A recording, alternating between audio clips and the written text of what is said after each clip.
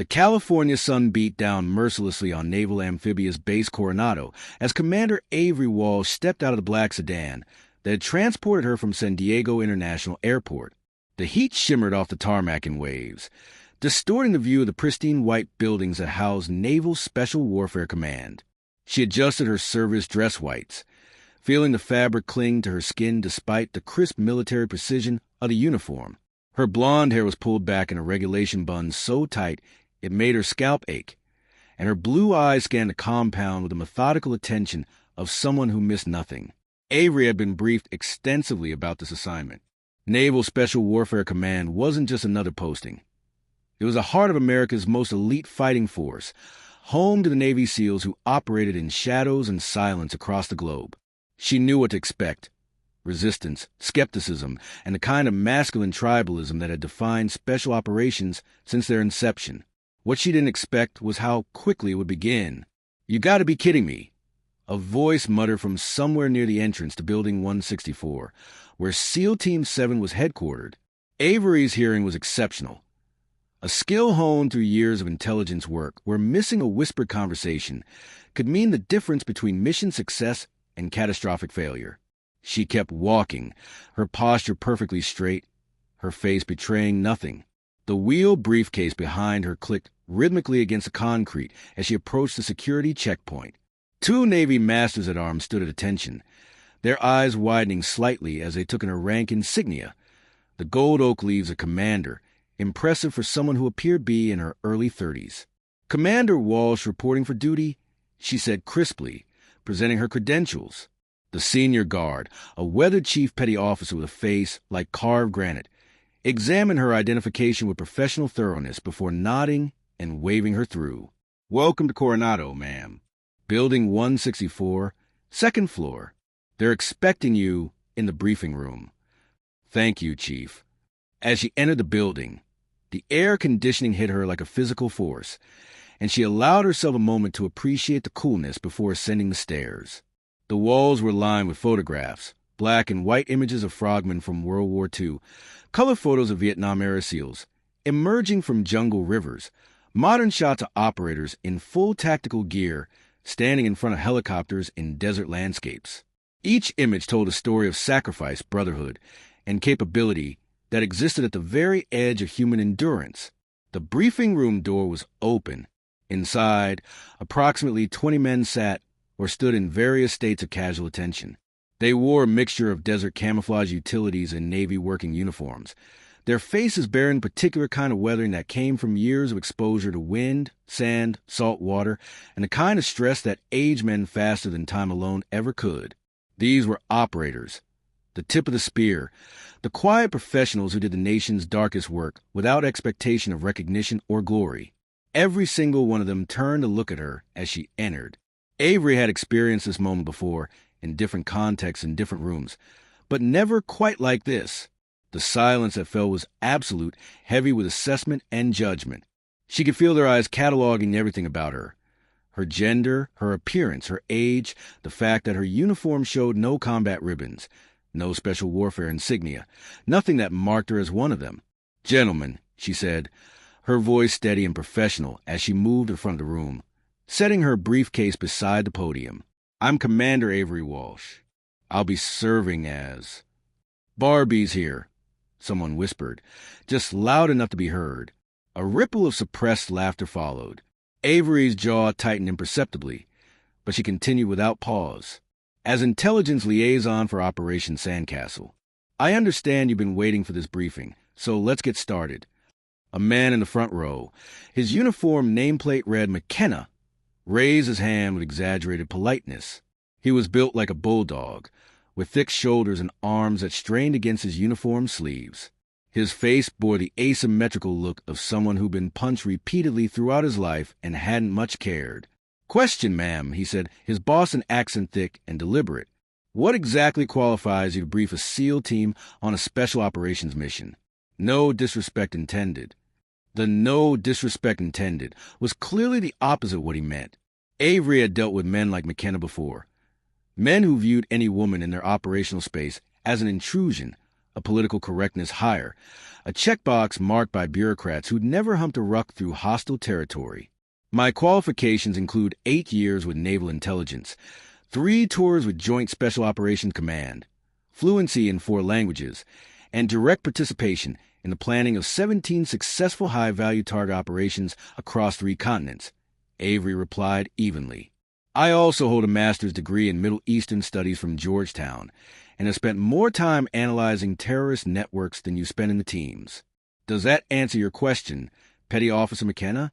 McKenna's eyes narrowed, but before he could respond, another voice called out from back of the room. Bet she's never fired a shot in anger, though. This ain't a classroom, Barbie. The nickname landed like a slap. Avery felt her face flush, not with embarrassment, but with anger that she immediately suppressed. Showing emotion now would be fatal to whatever credibility she might establish. These men were testing her, probing for weakness the way they probe an enemy position for vulnerabilities. You're right, she said, turning to face the direction of the voice. I've never engaged in direct combat.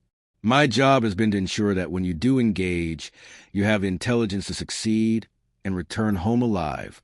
I've analyzed thousands of hours of signals intelligence, interrogation transcripts, and surveillance data. I've built target packages that have led to the capture or elimination of 43 high-value targets. And I've done it while people like you call me names and question my right to be in the room. The silence that followed was different now. Still skeptical, but with an edge of uncertainty. She'd shown spine, which counted for something in this community.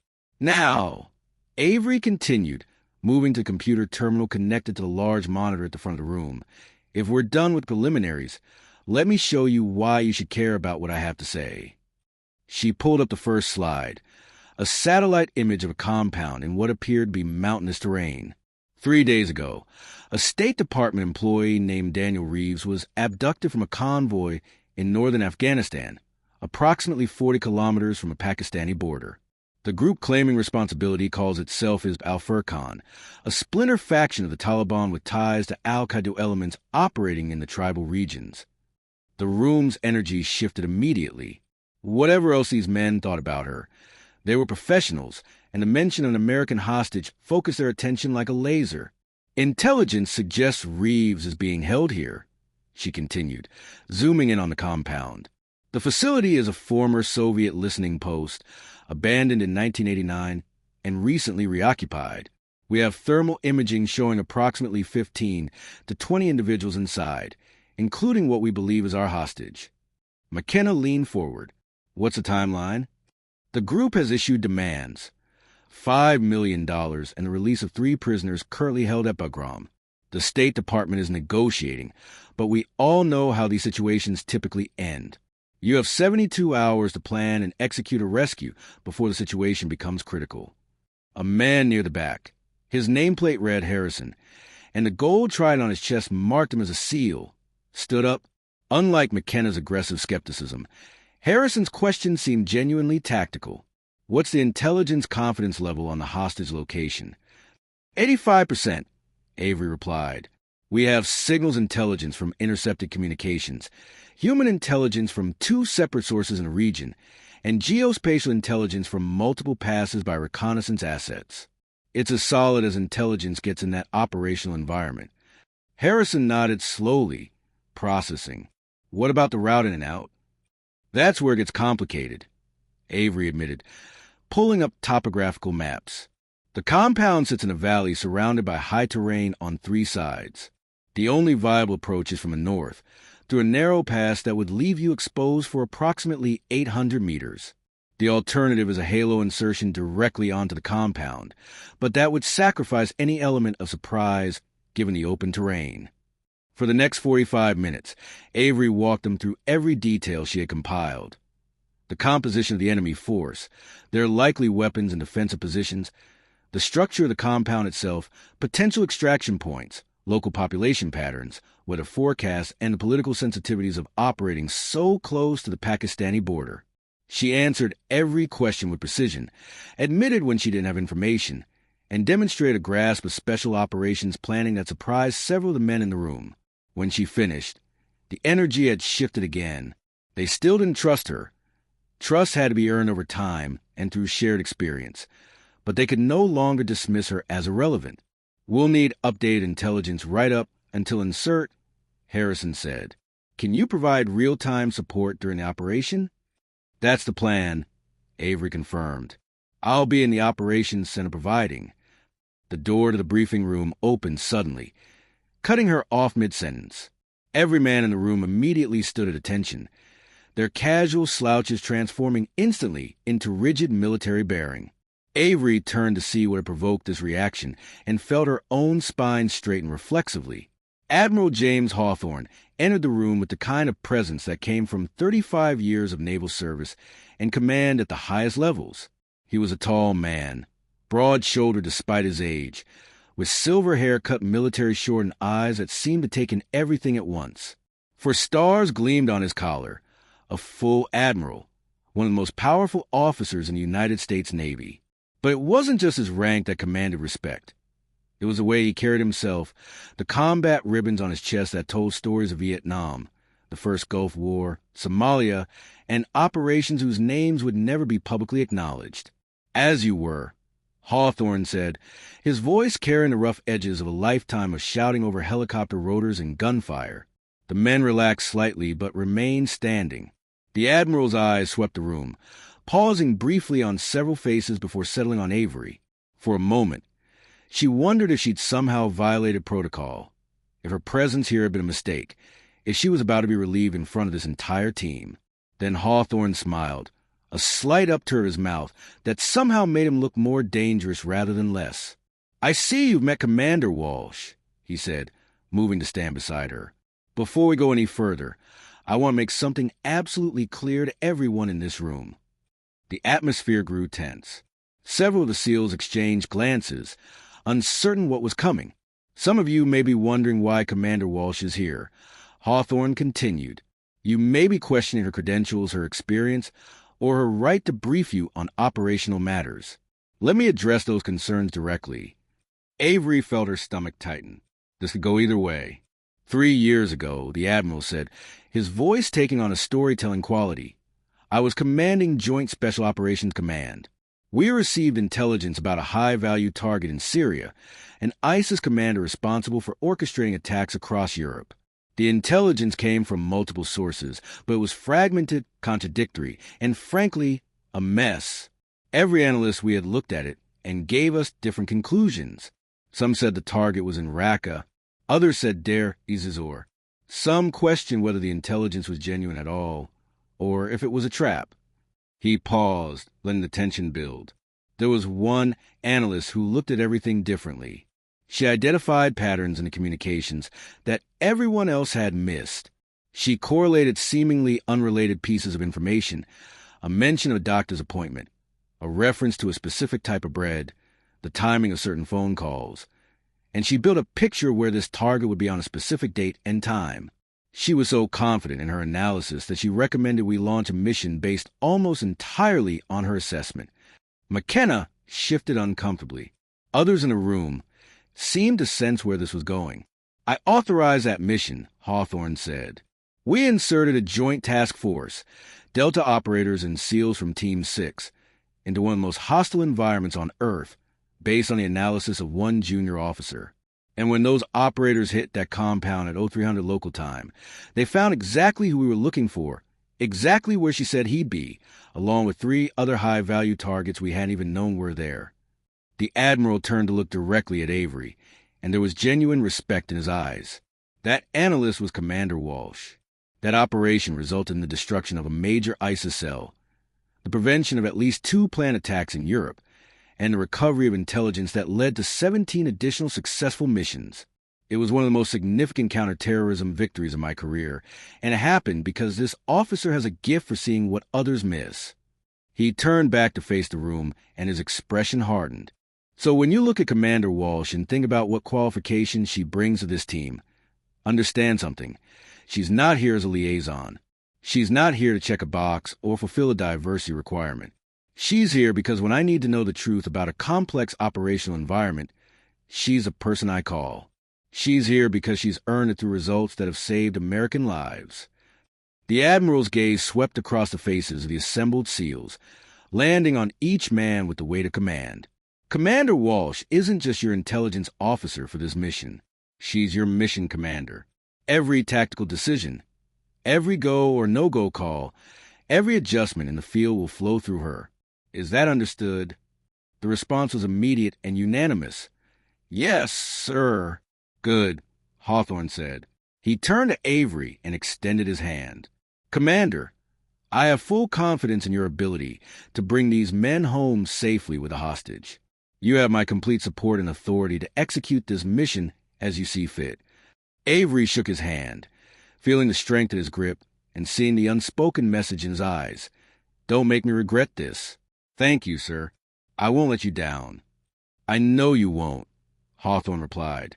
Then more quietly, so only she could hear, show them what you're made of, Avery. They'll come around. With that, the Admiral left the room as suddenly as he'd entered, leaving behind a silence that was electric with shock and recalculation. Every man in that room was now forced to completely reassess the blonde commander they dismissed as Barbie just minutes earlier.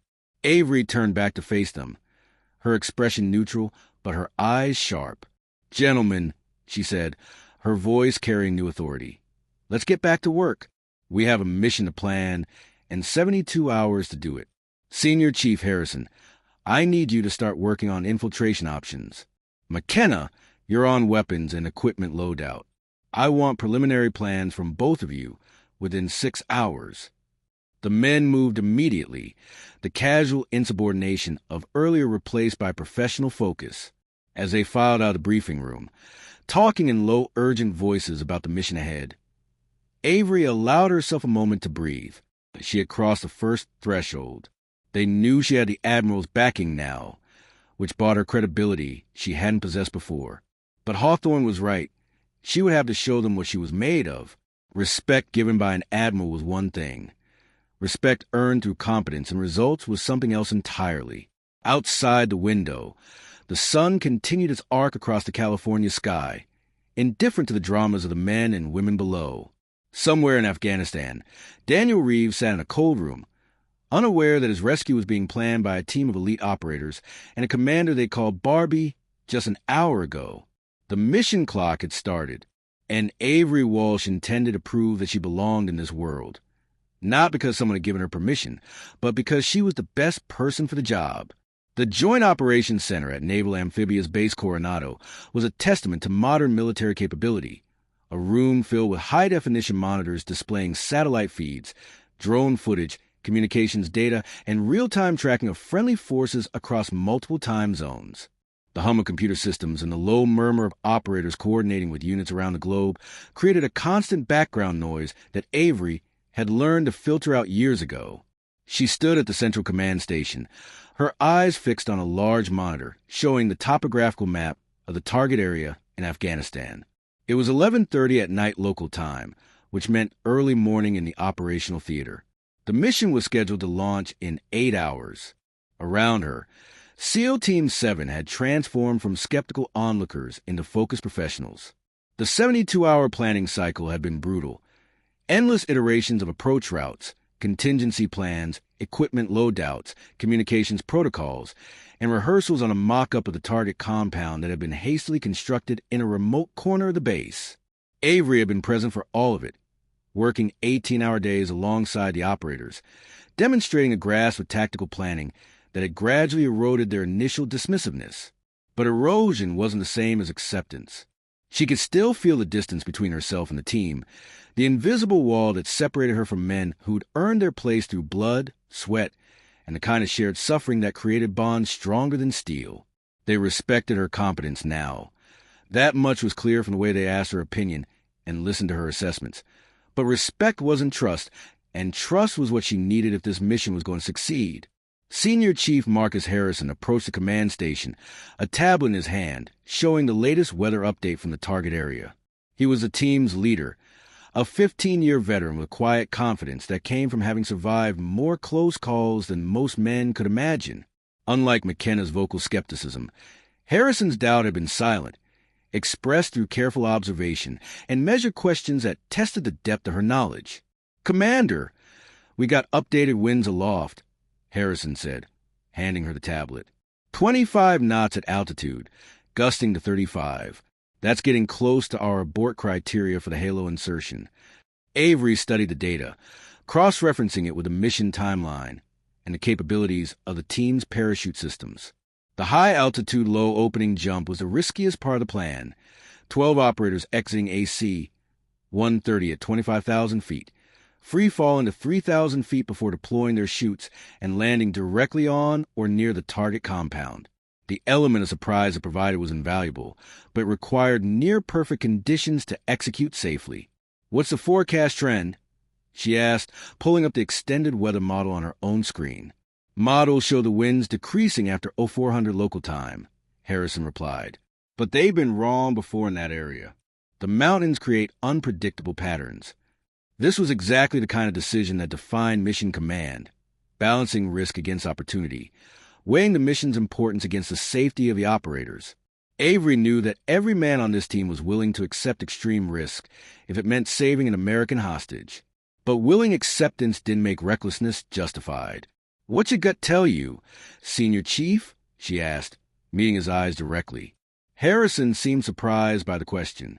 In his experience, intelligence officers and higher-ranking commanders often dismiss the instinct of experienced operators in favor of data models and risk matrices. The fact that she was asking his opinion raised his estimation of her slightly. "My gut says we can do it," he said carefully. "We've jumped in worse conditions. But it'll be sporty, and if someone gets blown off course, they could land outside the secure perimeter, which would compromise the entire operation." Avery finished. She thought for a moment, running through alternatives in her mind. What if we delayed insert by 2 hours? That would put us in a window where winds are forecast to decrease, and we'd still hit the compound well before dawn. Harrison frowned, considering. 2 hours means later extraction. Less darkness to work with on the way out. True, Avery acknowledged, but we'd still have 45 minutes of darkness after projected mission completion. And I'd rather deal with a tighter extraction window than lose an operator on the way in. For a long moment, Harrison studied her face, as if trying to read something beneath the surface. Then he nodded slowly. "I agree. I'll brief the team on the timeline change." As he walked away, Petty Officer McKenna appeared at Avery's elbow. The stocky Bostonian had been conspicuously professional over the past 3 days, but she could still feel the hostility radiating from him like heat from a furnace. Unlike Harrison, who'd simply needed to see evidence of competence, McKenna seemed personally offended by her presence. "Question, ma'am," McKenna said, his tone formally correct, but his eyes cold. "Have you reviewed the rules of engagement for this mission?" "I wrote them," Avery replied evenly. "Why do you ask?" "Just want to make sure you understand what we're authorized to do when things go sideways." McKenna said, "This isn't a conference room exercise. When we hit that compound, there's going to be people shooting at us. We need to know you're not going to hesitate when we need authorization to engage." Avery set down the stylus she'd been using to annotate the mission map and turned to face McKenna directly. She'd been expecting this confrontation. Had actually been surprised it had taken this long to materialize. "Petty Officer McKenna, I want you to understand something," she said, her voice quiet but carrying absolute authority. "When you and your teammates insert into that compound, every decision I make will be focused on 2 objectives: recovering Daniel Reeves alive and bringing all of you home safely. I will not hesitate to authorize lethal force when necessary. I will not second-guess your tactical decisions in the moment, and I will not let politics, risk aversion, or anything else interfere with your ability to execute this mission effectively." She paused, holding his gaze. "What I will do is question any decision that seems tactically unsound, regardless of who makes it. I will push back if I think we're taking unnecessary risks. And I will absolutely abort this mission if the intelligence picture changes in a way that makes success unlikely or casualties probable. That's my job. If you can't accept that, then you need to tell Senior Chief Harrison right now so he can replace you on the team." McKenna's jaw worked, and for a moment Avery thought he might actually say something that would force her to remove him from the operation. But then something shifted in his expression, Not acceptance, exactly, but a grudging acknowledgement that she wasn't going to be intimidated. "Understood, ma'am," he said finally, then walked away without another word. Lieutenant Commander Sarah Chun, the Operations Center Watch officer and one of the few other women in the building, had watched the exchange from across the room. She approached Avery with 2 cups of coffee, handing one over with a sympathetic smile. "You handled that well," Chin said.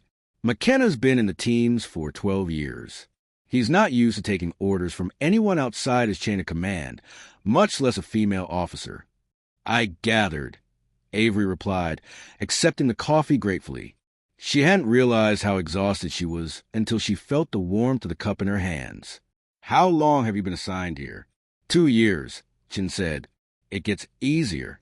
Once they see you're not going to fold under pressure, once they see you know what you're talking about, most of them come around.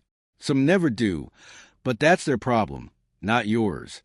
Avery appreciated the attempt at solidarity, but she knew her situation was different. Chun was running watch operations from a stationary command center, managing logistics and communications. Critically important work, but not direct command of a combat mission.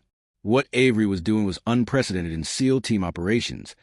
A non-SEAL female officer commanding a direct action mission in hostile territory. The enormity of it pressed down on her sometimes, usually in the quiet hours when she was alone with her thoughts. One mistake, one bad decision, one piece of intelligence that turned out to be wrong. Any of those could result in dead Americans and the end of her career. Worse, it would become a data point in the endless debate about women in combat roles, used by those who wanted to prove that women weren't capable of operating in this environment. But that pressure was also clarifying. It reminded her why she fought so hard to get here in the first place. "Commander Walsh," a voice called from one of the communication stations. "We've got SATCOM traffic from Bagram. The hostage situation may have changed." Avery moved quickly to the communication station, her exhaustion forgotten. The operator, a young petty officer whose name tape read Torres, was scrolling through an encrypted message that had just come through from the intelligence fusion cell in Afghanistan. "What do we have?" Avery asked, reading over his shoulder. "SIGINT intercept from approximately 40 minutes ago," Torres explained. "We picked up a cell phone conversation between 2 individuals at the target location. The transcript is being cleaned up now, but the summary suggests they're planning to move a hostage." Avery felt her stomach drop. A mobile hostage was exponentially harder to rescue than one in a fixed location. If they moved Reeves before the team could insert, this entire operation could collapse. "When?" she asked sharply. "The conversation wasn't specific," Torres replied, pulling up the raw intercept data. "But they mentioned tomorrow afternoon, which would be about 12 hours from now, local time." Avery did the math quickly. The delayed insertion would put the team on target at roughly 0600 local time, well before any afternoon movement. But if the intercept was accurate and the enemy decided to move early, they could miss their window. She pulled out her phone and called the intelligence watch officer at Bagram, a Navy lieutenant named Rodriguez, who she'd worked with during a previous assignment. He answered on the second ring, his voice tight with stress. "Commander Walsh, I was just about to call you," Rodriguez said. "We're analyzing the intercept now. The conversation was between someone at the compound. We think it's a local cell leader and someone in Peshawar across the border. They're definitely talking about moving your hostage, but the timeline is unclear. What's your confidence level that they're actually planning to move versus just discussing possibilities?" Avery asked, knowing that intercepted conversations could be misleading, sometimes deliberately so. "Medium," Rodriguez admitted. "Could be operational planning. Could just be contingency thinking. But there was urgency in the conversation that concerns me. They mentioned increased drone activity in the area. They're not wrong about that. We had a predator overhead for the past 2 days, and they're worried about being targeted." This was a nightmare scenario. An enemy who knew they were being watched and might act unpredictably as a result. Avery's mind raced through options. They could accelerate the timeline, push the insertion earlier despite the unfavorable winds. They could request additional ISR, intelligence, surveillance, and reconnaissance, assets to maintain constant watch on a compound and detect any movement early. Or they could stick with the plan and trust that their current timeline would work. Rodriguez, I need you to get every available asset focus on that compound, Avery said, making her decision. If a vehicle leaves that location, I need to know about it within minutes. Can you do that? Yes, ma'am. We'll shift the Predator to a fixed orbit over the target, and I'll coordinate with the intelligence fusion cell to prioritize any SIGINT from that area. Good. And send me that transcript as soon as it's cleaned up. I need to see the exact wording. Will do. Walsh. Rodriguez hesitated. Good luck with this one. Reeves is a good guy. He's got a wife and 2 kids in Virginia. I know, Avery said quietly.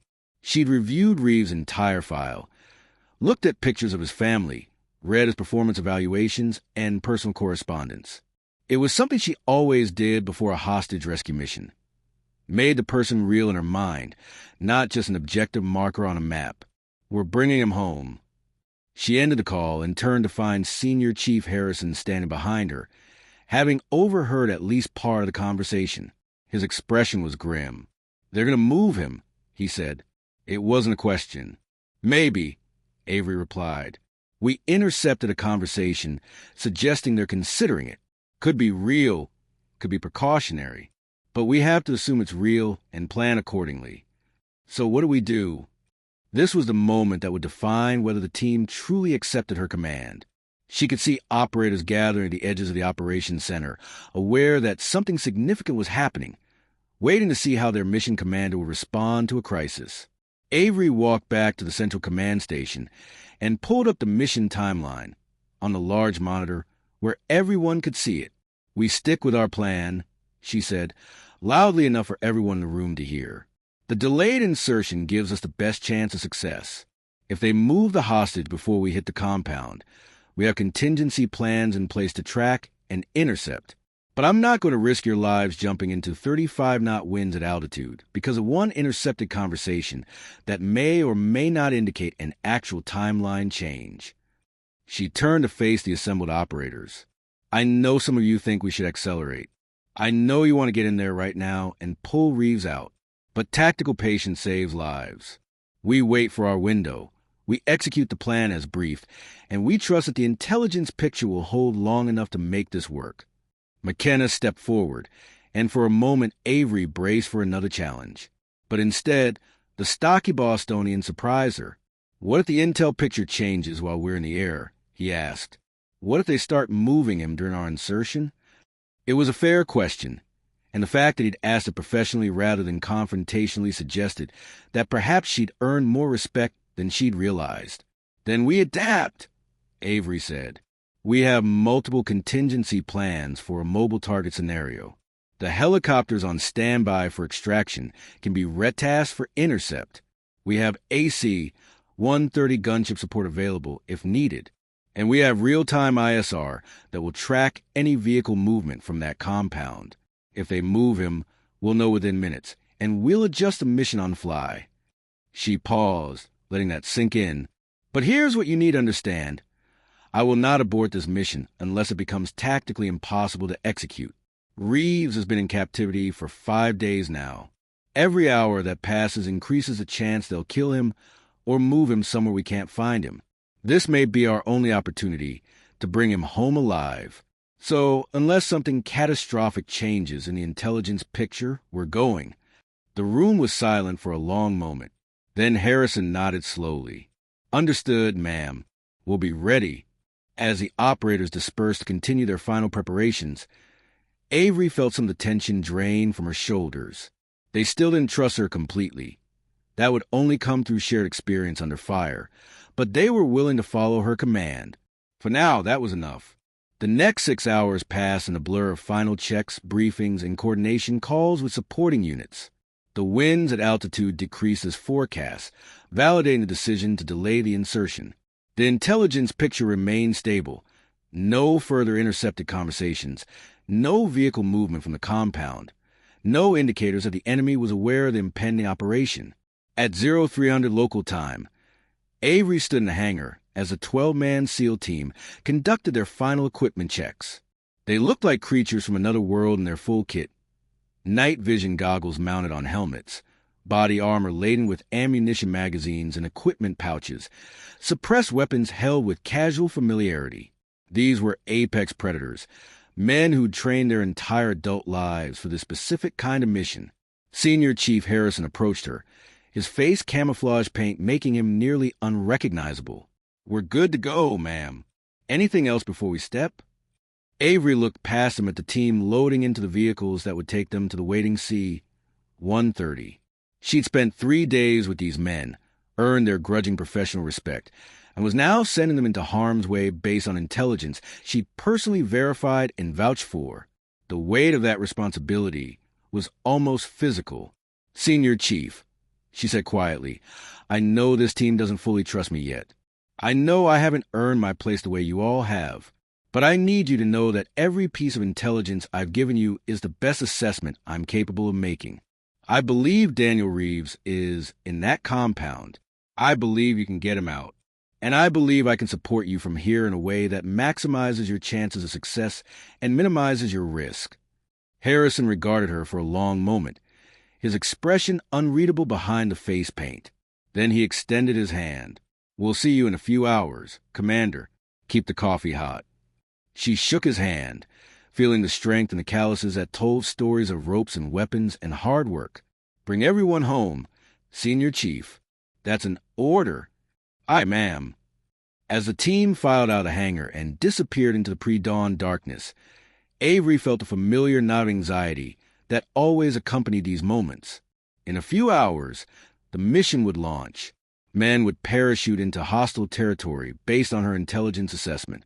They would risk their lives to save someone they'd never met, because she'd told them where to find him.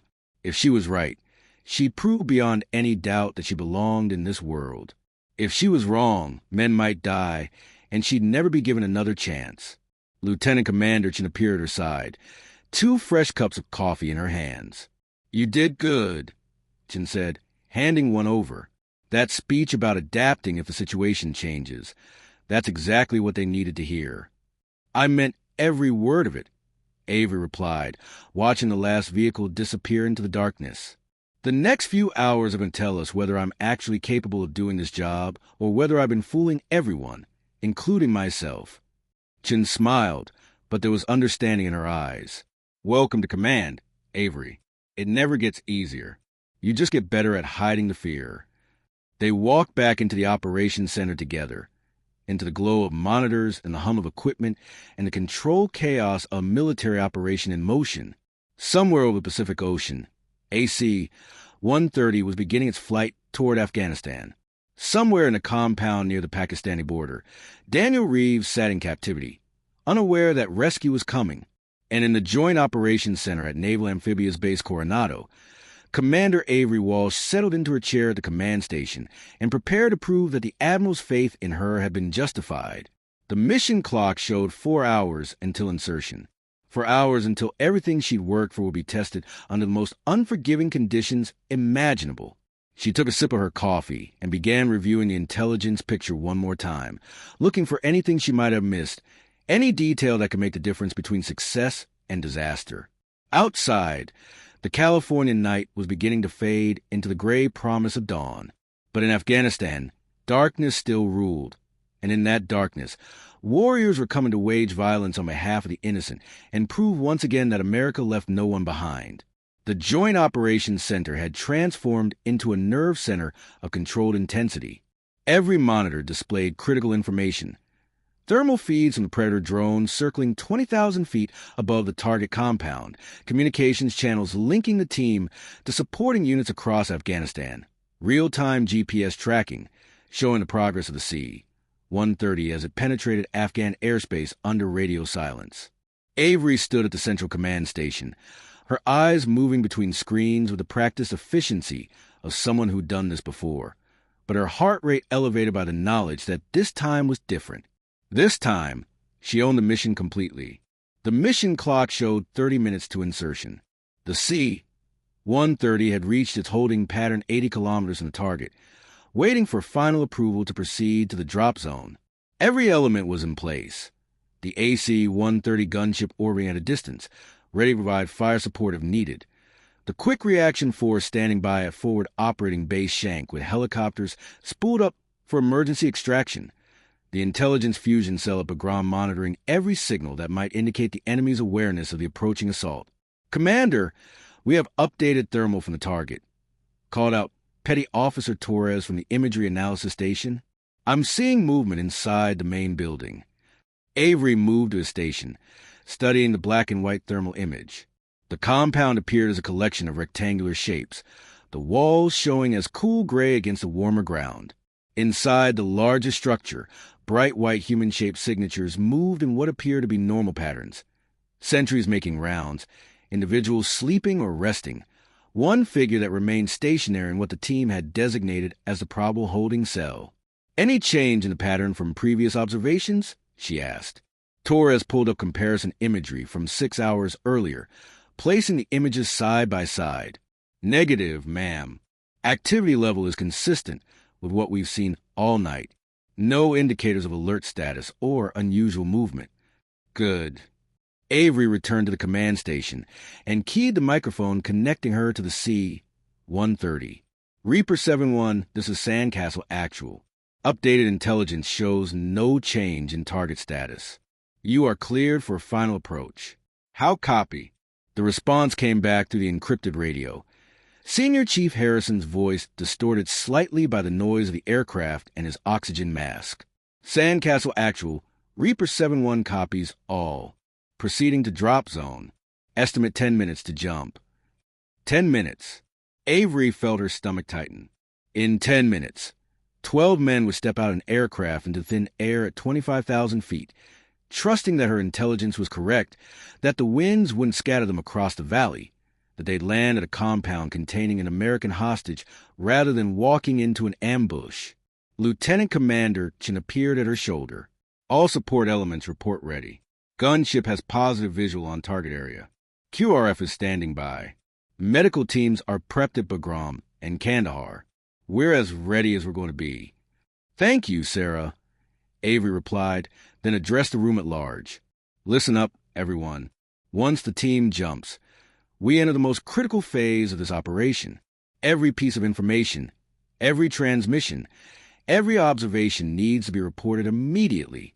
Commander's intent is simple.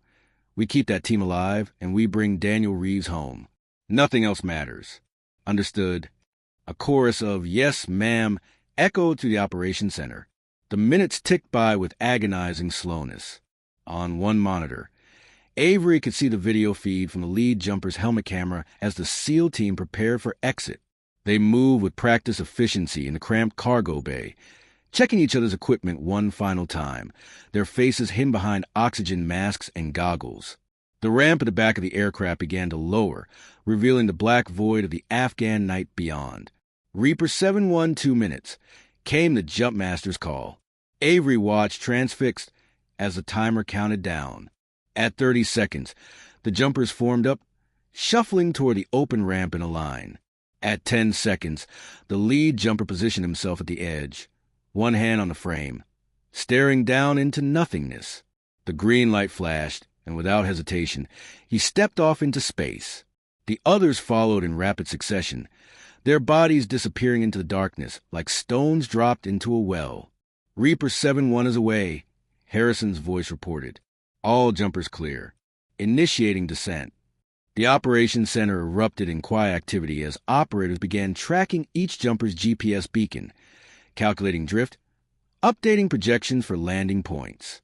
Avery forced herself to breathe normally, to project calm confidence even as her mind raced through a dozen potential complications. The Halo jump would take approximately 3 minutes from exit to landing. 3 minutes during which the team was completely vulnerable, scattered across several kilometers of airspace, unable to communicate effectively or react to threats on the ground. If the enemy had somehow detected the approaching aircraft or anticipated the assault, this would be when they'd be most exposed. "Jumpers are tracking well," Torres reported, monitoring the GPS feeds. "Wind drift is within acceptable parameters. Current projection has all elements landing within 200 meters of planned impact point. 200 meters. In the dark, in mountainous terrain, with full combat loads. That was incredibly tight. The team had trained well, but there was always an element of luck involved in these operations. Sometimes the universe cooperated, sometimes it didn't. Sandcastle Actual, Reaper 7-1. Harrison's voice came through, slightly breathless from the exertion of controlling his parachute at altitude. We have visual on the compound. All elements converging on rally point. Still no indicators of enemy alert. Copy, Reaper 7-1. Avery responded. Gunship reports clear skies. No vehicle movement on any approaches to target area. You are clear to proceed with assault. On the thermal feed, Avery could see bright signatures appearing on the ground around the compound as the team landed and collapsed their chutes. They moved with remarkable speed, transitioning from landing to tactical formation in seconds, flowing toward the compound like shadows. The imagery operator zoomed in, tracking their progress as they approached the outer wall. Reaper 7-1 is at the breach point, Harrison reported, beginning assault in 30 seconds. This was it. Everything that had led to this moment. The intelligence analysis, the planning, the briefings, the political approvals. All of it came down to the next few minutes. Avery's hand hovered over the microphone key, ready to relay any critical information, to make any necessary adjustments, to provide the support that might make the difference between success and catastrophe. The thermal feed showed the team stacking up against the wall, their weapons raised, their movements coordinated with the precision of hundreds of hours of training together. A small explosion, the breaching charge, flashed white-hot on the thermal image, and then the team was flowing through the gap, splitting into fire teams, clearing rooms with practiced violence. Shots fired. Harrison's voice came through, sharp and controlled, engaging hostile forces. Multiple enemy in the courtyard. The operations center tensed. On the thermal feed, Avery could see the bright muzzle flashes of weapons, the confused movement of defenders reacting to the sudden assault, the disciplined advance of the SEAL team as they systematically cleared each structure. Gunship, this is Sandcastle Actual. Avery called, "Be advised! Friendly forces are in direct contact. Prepare for possible fire support mission, but hold fire until requested." Sandcastle, Talon 8-1 copies. Standing by. The gunfire lasted less than 30 seconds, though to Avery it felt like hours. Then Harrison's voice came through again, breathing heavily but controlled. Sandcastle, Reaper 7-1. Compound secure. 7 enemy killed in action. No friendly casualties. We are searching for the package. Avery felt a wave of relief, but it was premature. Securing the compound was only the first step. If Reeves wasn't there, if her intelligence had been wrong, then all of this had been for nothing. Copy, Reaper 7-1. Be advised. Thermal shows one stationary signature in the northwest structure. Second room from the entrance. Could be your package. Moving to that location now, Harrison confirmed. The seconds dragged by. Avery watched the thermal feed as several bright signatures moved through the northwest structure, their weapons raised. Clearing each room methodically, they paused outside the door of the second room, stacked up, then breached. Sandcastle, Reaper 7-1. Harrison's voice carried a note of triumph. We have the package. I say again, we have Daniel Reeves. He's alive, responsive, and mobile, preparing for extraction. The operations center erupted in subdued cheers. Avery felt her knees go weak with relief, but she kept her voice level and professional. Outstanding, Reaper 7-1. QRF is inbound for extraction. Estimated time to your position is 12 minutes. Secure an LZ and prepare for pickup. Wilco, Sandcastle. Reaper 7-1 is consolidating and moving to extraction point Alpha. Everything was working exactly as planned. The intelligence had been accurate. The team had executed flawlessly. Reeves was alive. In 12 minutes, the helicopters would land, pick up the team and the rescued hostage, and disappear into the night. Mission success. That's when Petty Officer Torres's voice cut through the celebration like a knife. Commander, I have vehicle movement on the southern approach road. Multiple contacts, possibly armed. Avery's head snapped toward the feed Torres was monitoring. Sure enough, thermal imagery showed a convoy of 3 vehicles moving rapidly toward the compound from the south. The one direction they hadn't had under continuous observation, because the terrain made it an unlikely approach route. Distance and speed? She demanded. Approximately 3 kilometers out, moving at 60 kilometers per hour. At current rate, they'll reach the compound in less than 3 minutes. 3 minutes. The extraction helicopters were still 9 minutes away. The team was exposed, loaded down with sensitive equipment, and a rescued hostage who was probably weakened from days in captivity. If those vehicles reached the compound before extraction, the team could be pinned down, and what if a successful rescue could turn into a disaster? Avery's mind raced, analyzing options with the speed that had made her such an effective intelligence officer. She could order the team to establish a hasty defense and fight it out until the helicopters arrived, but that risked casualties in an extended firefight. She could request the AC-130 gunship to engage the convoy, but rules of engagement required positive identification of hostile intent before firing, and they didn't yet know if these vehicles were actually hostile or just local traffic. She could order the team to evade into the mountains, but that would expose them to pursuit and make extraction significantly more complicated. All of these options were reactive, responding to the enemy's moves rather than dictating the terms of engagement.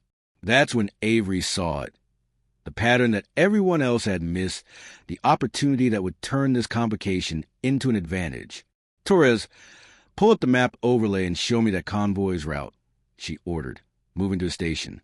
The young petty officer complied, displaying the vehicle's path over the topographical map of the area. Avery studied it for exactly 3 seconds, her mind processing angles, timing, and capabilities. Then she made her decision. "Talon 8-1, this is Sandcastle Actual," she called to the AC-130 gunship. "I need you to reposition to the southern valley, 3 kilometers south of target compound. Stand by for fire mission on mobile targets." "Sandcastle, Talon 8-1 is repositioning. Estimate 2 minutes to station." 2 minutes. Cutting it close. But it would work if her analysis was correct. "Reaper 7-1, Sandcastle Actual," she transmitted to Harrison. "Be advised, hostile convoy approaching from the south. Do not, I say again, do not move to Extraction Point Alpha. Proceed instead to Extraction Point Bravo, the ridgeline to the north. Confirm copy." There was a pause, probably Harrison processing this unexpected change and wondering what the hell she was thinking. Extraction Point Bravo was further away, uphill, and significantly more exposed than the planned primary extraction site. But he didn't question the order. "Sandcastle, Reaper 7-1 copies. Moving to Extraction Point Bravo." "But ma'am, that's going to add time and we're going to be pretty visible up there."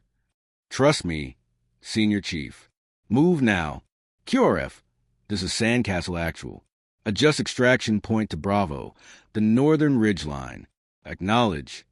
Sandcastle, QRF copies. Adjusting approach. New ETA 8 minutes.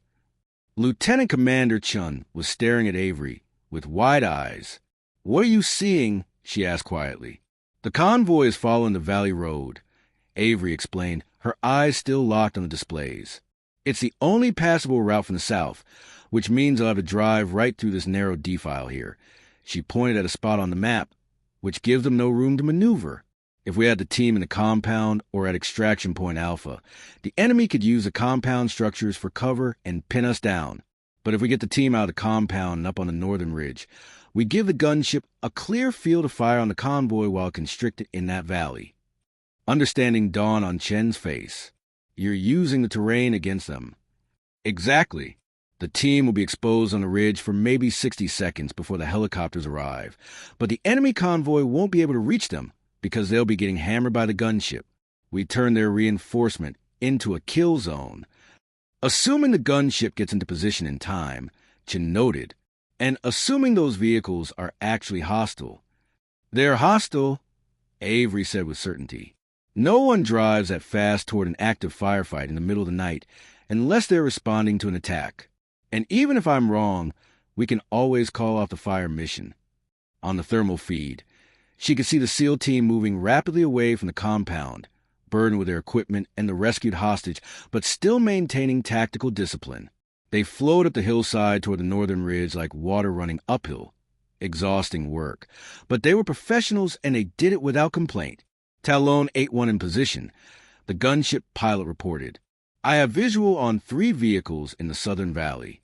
Thermal shows multiple dismounts in each vehicle, weapons present. Awaiting authorization. Sandcastle actual copies, Avery replied, watching the display intensely. Stand by. The convoy was 2 kilometers from the compound now, still accelerating. On another screen, she could see the SEAL team reaching the ridge, spreading out into defensive positions, their weapons trained on the southern approach. On a third screen, the extraction helicopters were 6 minutes out, racing across the dark Afghan landscape at maximum speed. Commander, convoy is 1 kilometer from the compound, Torres announced. They'll reach visual range of our team's position in approximately 90 seconds. This was the critical moment. If Avery had miscalculated, if the enemy reached the team before the gunship could engage or before the helicopters arrived, men could die. But if her analysis was correct, if she was seeing the battlefield the way she believed she was, this would work. Talon 8-1 Sandcastle actual, she said, her voice calm despite the adrenaline flooding her system. You are cleared hot on the convoy when they enter the D-file. Danger close to friendly positions on the northern ridge. Acknowledge danger close. Sandcastle, Talon 8-1 acknowledges danger close. We see your friendlies. Beginning attack run now. The AC-130 gunship was one of the most devastating weapons in the American arsenal, a flying fortress armed with howitzers, automatic cannons, and sophisticated sensors that could track and destroy targets with surgical precision. Avery watched its icon on the tactical display as it positioned itself for the attack, orbiting above the valley like a bird of prey. Vehicles entering the D-file now, Torres reported. They're slowing down. The road conditions must be rougher than they expected. Perfect. The slower they moved, the more vulnerable they'd be. Reaper 7-1, Sandcastle actual, Avery transmitted. Gunship engaging hostiles in approximately 15 seconds. Keep your heads down and be ready for immediate extraction. Helicopters are 4 minutes out. Copy Sandcastle, Harrison replied. We're set. Nice call on the position change. On the thermal feed, Avery could see the convoys struggling to the narrow D-file, their vehicles forced into single file by the terrain. They had no idea what was about to happen. Then the sky opened up. The AC-130's 105mm howitzer spoke first, the explosive rounds walking through the D-file with devastating accuracy. The lead vehicle disappeared in a bloom of white-hot thermal energy, then the second, then the third. The automatic cannons joined in, hosing the area with high explosive rounds that turned the narrow valley into an inferno of destruction. The entire engagement lasted less than 30 seconds, and when the guns fell silent, the convoy had ceased to exist. Talon 8-1, 3 vehicles destroyed, the gunship pilot reported, his voice professionally detached. No survivors observed. Continuing overwatch of the area. Excellent shooting, Talon 8-1, Avery replied.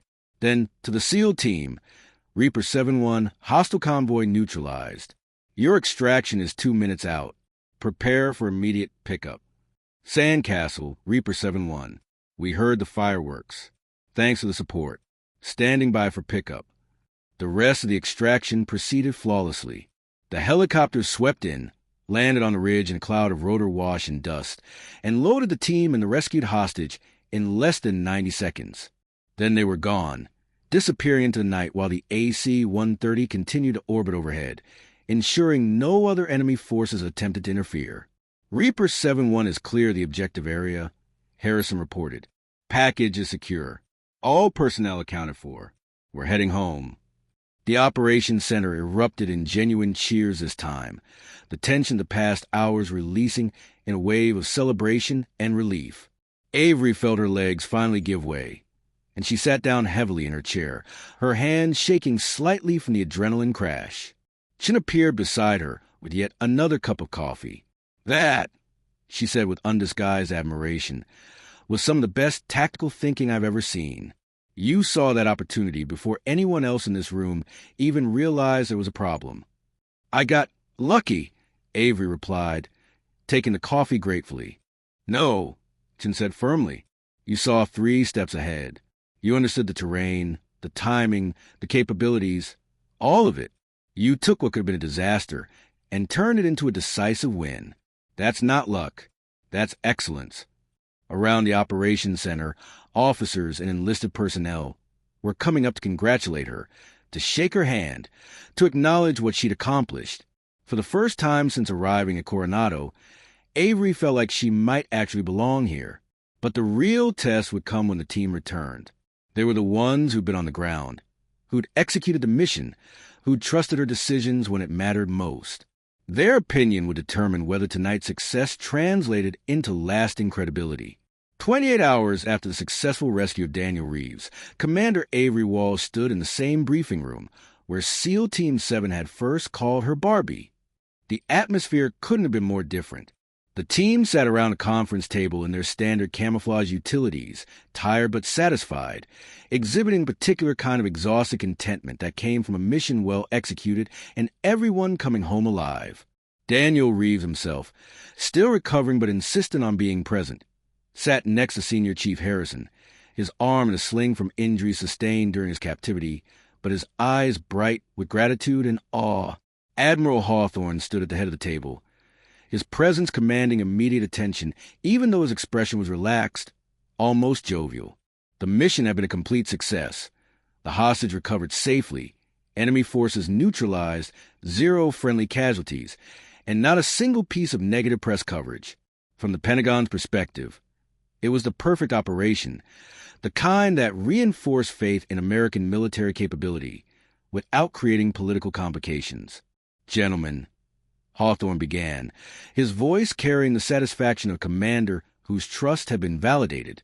I want to be here personally to thank you for the outstanding work you did in Afghanistan. The rescue of Daniel Reeves was executed with precision, professionalism, and adaptability that reflects the highest standards of naval special warfare. You've made the Navy proud. You've made your country proud, and you've reminded everyone why SEALs are the finest warriors on earth.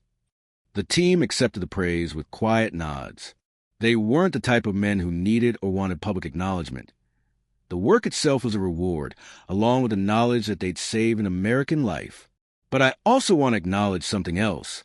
Hawthorne continued, his gaze sweeping across the faces at the table before settling on Avery.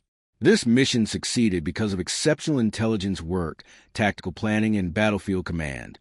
Commander Walsh, would you please stand? Avery rose from her seat at the side of the room, feeling suddenly self-conscious as every eye turned toward her.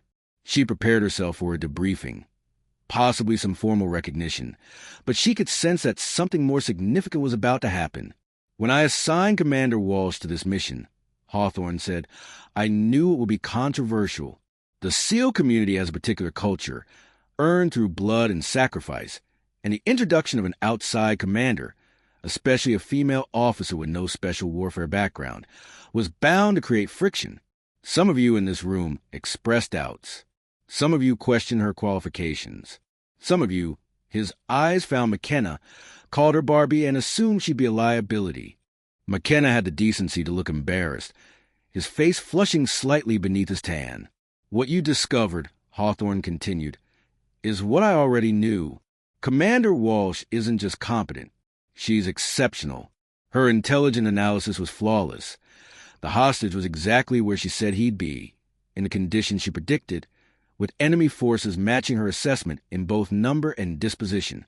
Her mission planning balanced risk and opportunity in ways that maximize her chances of success. And when the tactical situation changed, when that enemy convoy appeared during extraction, she didn't panic, didn't freeze, didn't default to reactive measures. The Admiral paused for emphasis. She saw the battlefield 3 steps ahead. She repositioned your extraction, coordinated fire support, and turned a potential disaster into a decisive victory. Senior Chief Harrison, you were on the ground. Tell me I'm wrong. Harrison stood, and when he spoke, there was genuine respect in his voice. Sir, you're not wrong. When Commander Walsh ordered us to change extraction points, I'll admit I had doubts. It seemed like we were exposing ourselves unnecessarily, but she saw something we didn't see from ground level. She understood how the terrain could be used to our advantage, and she had the confidence to make that call under pressure. Without that decision, we'd probably have been in a running firefight for 20 minutes until those helicopters could get us out. Instead, The enemy got smoked before they even knew what hit them, and we extracted clean. He turned to face Avery, directly. Ma'am, I owe you an apology. When you first walked into this building, I judged you based on what you looked like, and what your background wasn't, rather than what you were capable of. That was wrong, and it was unprofessional. You proved yourself in every way that matters, and I'm honored to have served under your command. The words hit Avery harder than she'd expected, and she felt her throat tighten with emotion. This was what she'd wanted. Not just professional acknowledgement, but genuine acceptance from men who'd earned the right to be particular about who they trusted. Senior Chief, you have nothing to apologize for, she managed to say. This was your mission as much as mine. You and your team executed flawlessly under incredibly difficult circumstances. The intelligence might have told you where to go, but you're the ones who kicked the doors and brought Daniel Reeves home. That takes courage and skill I'll never possess. McKenna stood abruptly, surprising everyone. The stocky Bostonian looked uncomfortable, as if standing and speaking in this forum went against every instinct he had. But he did it anyway. "Commander," he said, his accent thick with emotion he was clearly trying to suppress. "I was the biggest asshole about you being here. I made jokes. I questioned your right to be in that briefing room, and I basically treated you like you were some kind of diversity hire who'd get us killed. I was wrong about all of it." He paused, seeming to struggle with what to say next. "My sister's in the Navy. She's a supply officer on a destroyer. She's good at her job, but she deals with shit all the time from people who think women don't belong in certain roles. I always thought that was different from what we do, that combat units were different. But watching you work this mission, seeing how you handled every decision, the way you stayed calm when things got sporty, you earned your place here. And if my sister ever ends up in a command position where men like me give her grief, I hope she handles it the way you did, by being so damn good at the job that we had no choice but to shut up and recognize reality." He extended his hand. "Thank you for bringing us home, ma'am, and I'm sorry for being an ass." Avery shook his hand, feeling the genuineness of the gesture. "Apology accepted, Petty Officer McKenna. And for what it's worth, your sister is lucky to have a brother who's willing to evolve his thinking. That takes character." One by one, other members of the team stood, offering their own acknowledgments and thanks. Not all of them apologized. Some hadn't doubted her openly, but all of them expressed respect that had clearly been earned rather than given. By the time the last operator had spoken, Avery felt a sense of belonging she'd never experienced before in her military career. Then Daniel Reeves stood, moving slowly because of his injuries, but determined to have his say. He was a thin man in his late 30s, with the bookish look of a diplomat rather than a warrior, but his eyes carried a particular intensity of someone who'd stared at death and survived. "I need to say something," Reeves began, his voice rough from days of shouting for help that hadn't come. "I was in that cell for 5 days. I'd given up hope. I thought they were going to kill me, or worse, use me for some propaganda video before killing me. I prayed, but I didn't really believe anyone was coming." His voice broke slightly, and he paused to compose himself. "Then I heard explosions, gunfire, shouting in English. The door of my cell crashed open, and there were these men, these SEALs, telling me I was safe, that they were Americans, that I was going home. I started crying. I'm not ashamed to admit it. I cried like a child because I couldn't believe it was real." He turned to face Avery. Later, on the helicopter, "Senior Chief Harrison told me about you. He told me that you were the commander, that you'd found me when everyone else had given up, that you'd planned the rescue, and made decisions during the mission that saved lives. He told me that some people had doubted you because you're a woman, because you hadn't been through BUD/S, because you didn't fit their image of what a commander should look like."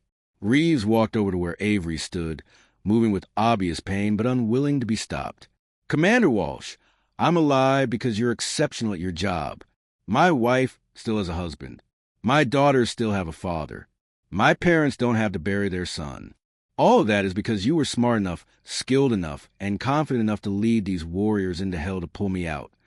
He held out his hand, and when Avery took it, she felt him squeeze with surprising strength. "Thank you," he said simply.